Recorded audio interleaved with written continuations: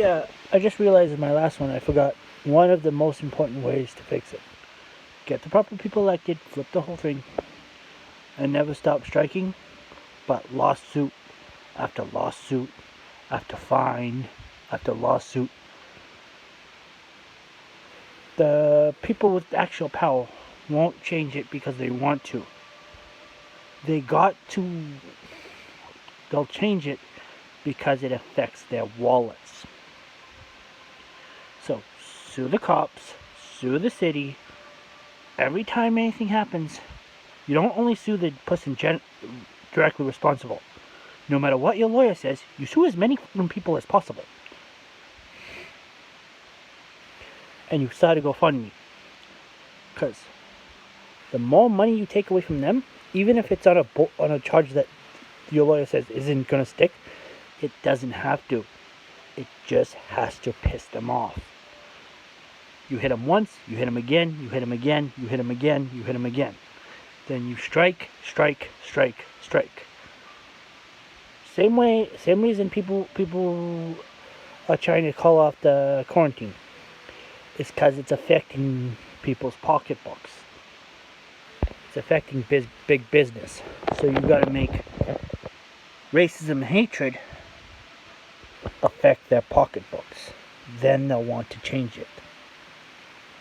So if anytime anything goes wrong, you don't go directly after the cop. You go, who's his sergeant? Who's his commanding officer? Who's the guy that hired him? Who's his 5th grade teacher?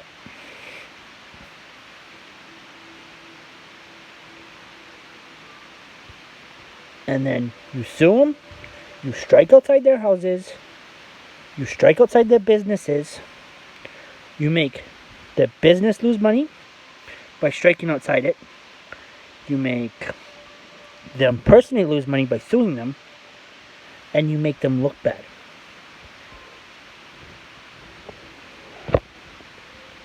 You hit their ego, you hit their wallet, and you hit the standing with their friends.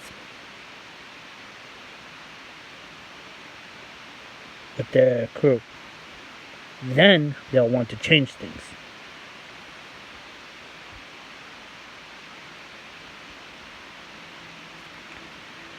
Will this work right away? No.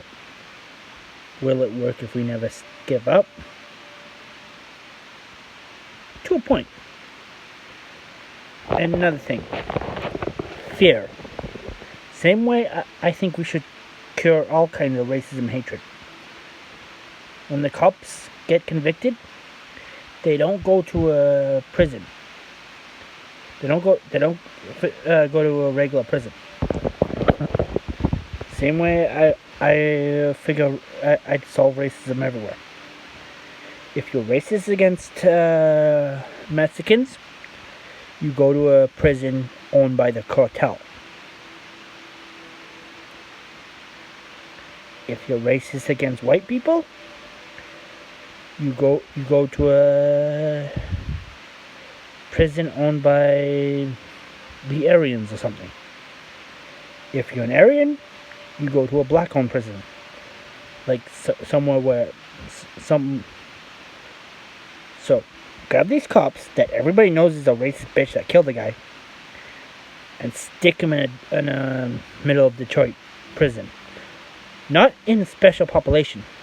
Not in special population. In the actual Gen Pop. Then the next guy that thinks about doing this, after hearing what happens to that guy, might think twice. Even if he's the most bigoted, hate-filled motherfucker on the planet, he won't want to do it out of self-preservation. That's how we fix the problem. If you can't get past the hate, you use the hate and turn it into fear. Love and fear are the two strongest emotions on the planet.